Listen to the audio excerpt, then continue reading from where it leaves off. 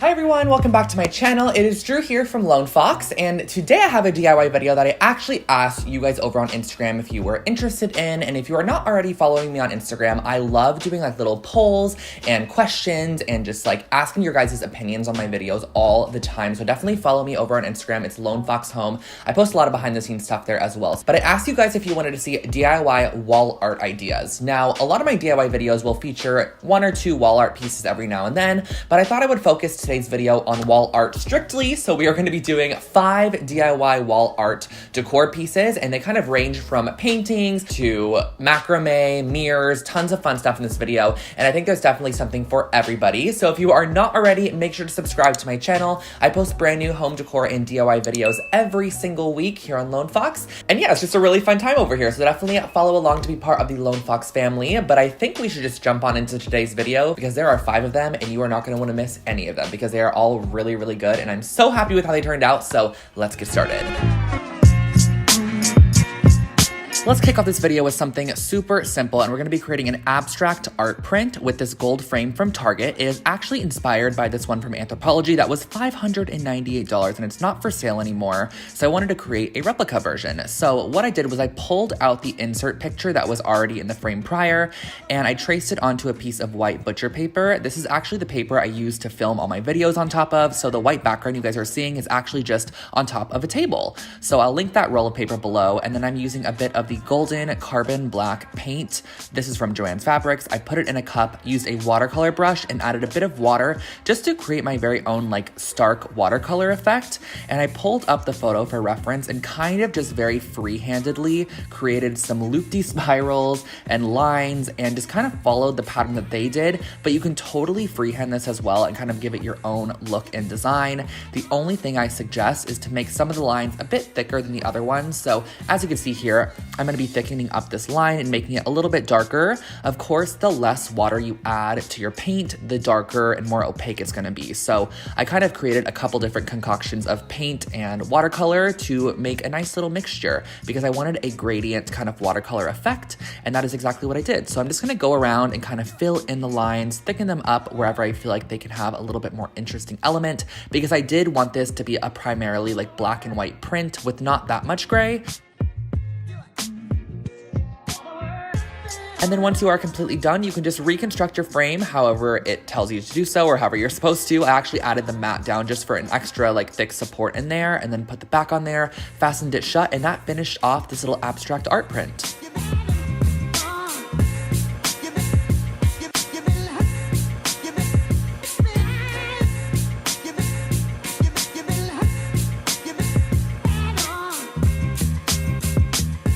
So let's add a little bit of texture to the mix. So I love doing macrame, as you guys know. So we are going to be doing a macrame project next. And I used a 12-inch and a 14-inch brass ring. And I also used some of this cotton baker's twine. And I will link all these supplies for you guys below. And what I started off by doing was cutting 7-foot sections of the baker's twine, folding them in half. And I'm actually going to start by looping 2 of them on to both rings. So pull the ends through the loop of the center onto both rings, and then cross them over as shown here.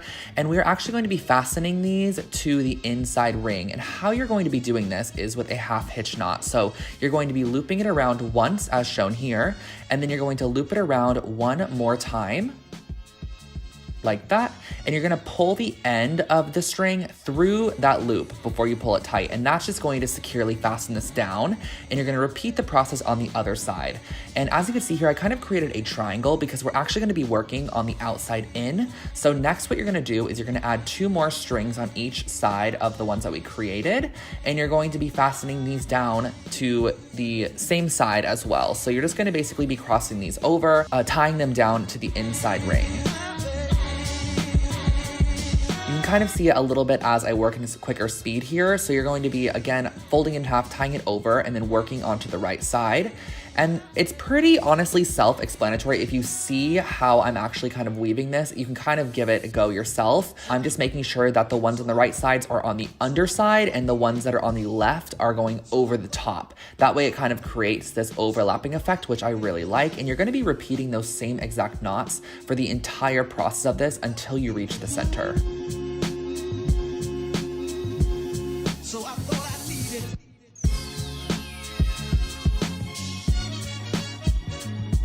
Once you get closer to the center, you're gonna, again, repeat the same process. You're gonna know when you can stop, basically, when you reach the identical center so that everything kind of fits there, and you can adjust all of the strings if you would like. And then what I did was I slipped them under the large ring because I thought this added a little bit more of a dimensional element to it.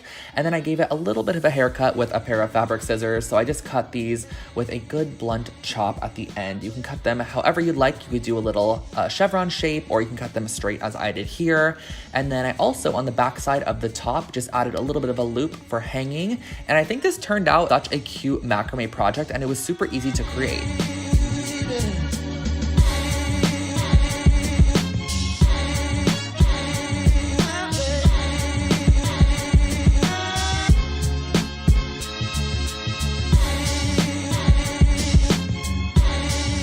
Moving into another painting project, I'm starting off with a 12 by 16 gesso block, and I saw this at the store. It was 50% off, and I was like, I'm gonna try this because it seems a little bit more substantial than your traditional canvas, and I believe it's just a wooden box kind of covered in gesso. And what I'm gonna be doing is putting down a good coat of tan paint. I'm using a wide brush and just spreading this across very evenly on the front of this kind of canvas, because I want this to be the base color for my kind of abstract mid-century painting that I'm going to be doing. So this one's perfect if you like more of an eclectic look or a mid-century look, or you can really customize it to your own color preference.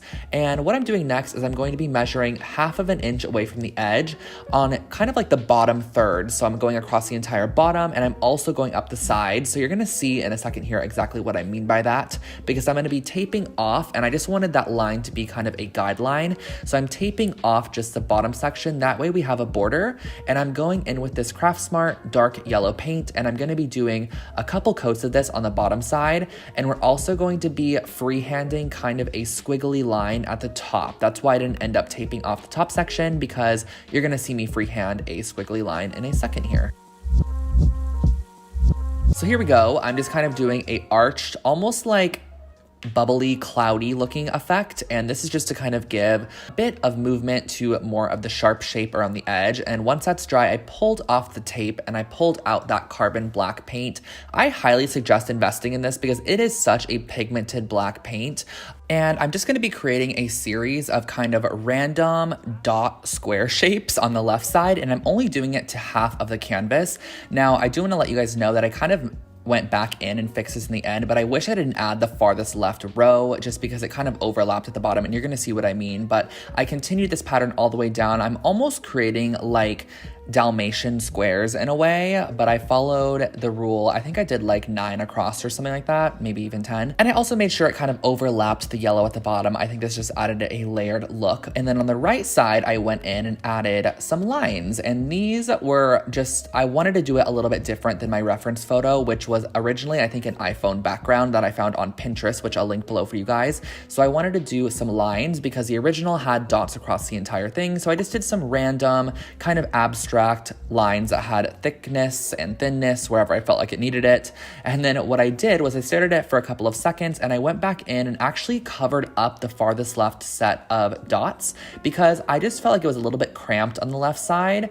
And I covered it with like 2 or 3 coats of this paint. I also went in with the yellow and covered up the black dots that kind of overlapped the yellow there. Once you're all done with that, that's really all you have to do for this piece. And I really love the way that it turned out. I think this is going to look amazing in a room makeover that I'm working on, and that finished off this project.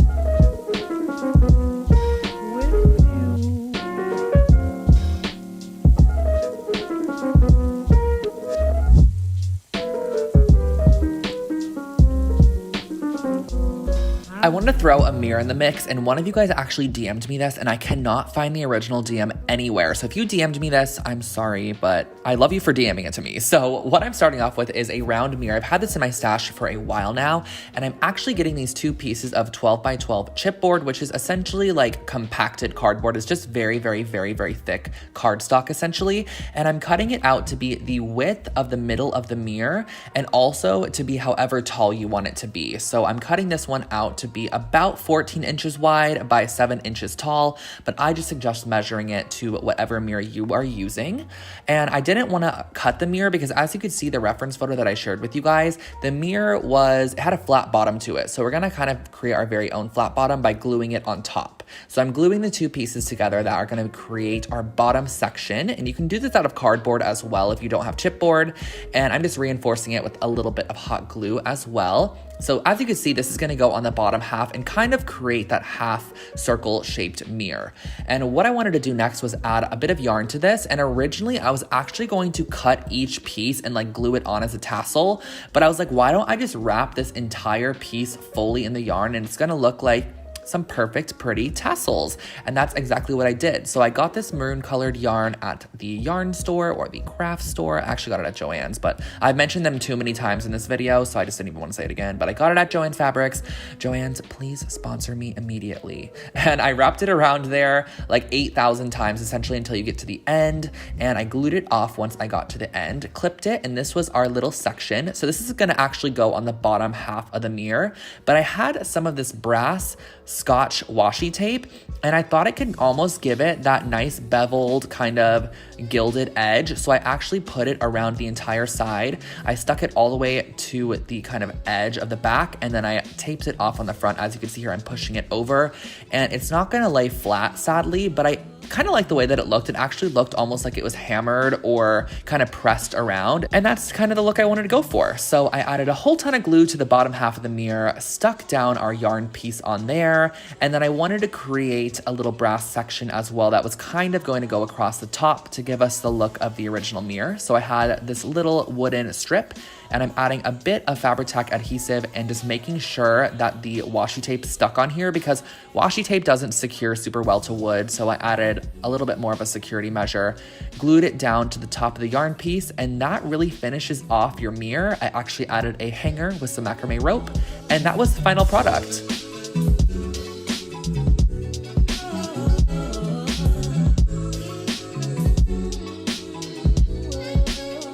And saving one of my favorites for last, I'm going to be recreating these Anthropologie wall baskets that literally retail for $98. I'm scared. And I'm going to start off with the base of a Target placemat. This was $5.99 at Target, and I'm using the macrame rope that you guys see me use all the time. I'm cutting it into 6-inch sections, and I'm going to be looping these into the sides, very, very similar to that fringed wall mirror that I created that you guys literally love. I cannot believe how many of you guys actually recreated that. So the way that I'm doing this is I took my placemat and I'm using a crochet hook, and I'm going to be pushing it up through that kind of natural material. I don't even know what this is made of actually. Through the natural material on the side. It's very easy to put through, and then you're going to loop through your tassel and just pull the ends through. So you're going to be creating these tassels around the entire edge of this piece.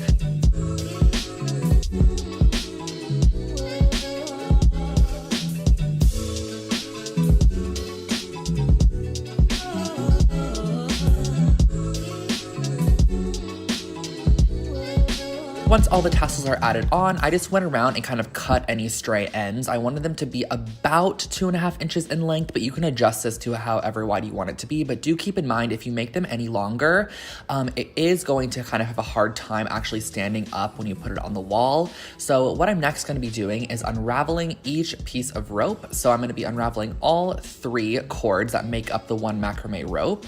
And I'm going to go all the way around and repeat this process once again. Once you're done with that, take a pair of tweezers and kind of fray those edges. This is how you're gonna get that really fluffy, very similar look to the Anthropologie one. And I'm gonna just be fraying those. You're just gonna kind of comb through. You could also use a comb if you have that, whatever is easiest for you. I just had tweezers on hand, so I frayed the edges of all of our strings. That way you just get a ton and very voluminous edge to this. And once you are done, you can add a little loop on the back like we did with all of our other projects. That way you could hang it on the wall, and that finishes off your wall basket.